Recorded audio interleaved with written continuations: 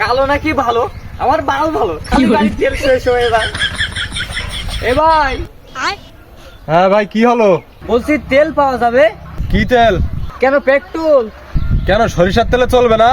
না, এটা পেট্রোলেই চলে। কেন চলে? আরে ওর কাজই ওইটা। কি কাজ? চলার। ধর ভাই, চালাও না, তাহলে পেট্রোল কি করতে লাগবে? আরে ভাই, এটা তেল বললেই চলবে।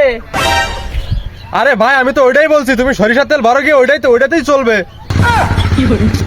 আরে তুমি কি এটা তরকারি পেয়েছো নাকি যে তেল দিলাম আমার চললো? এটা পেট্রোলে চলে রে ভাই। ধুর রে বাড়া, তুমি পেট্রোল ভরো গে।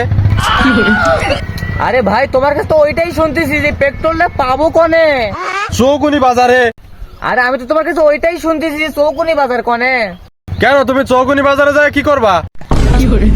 কেন, তেল ভরবো।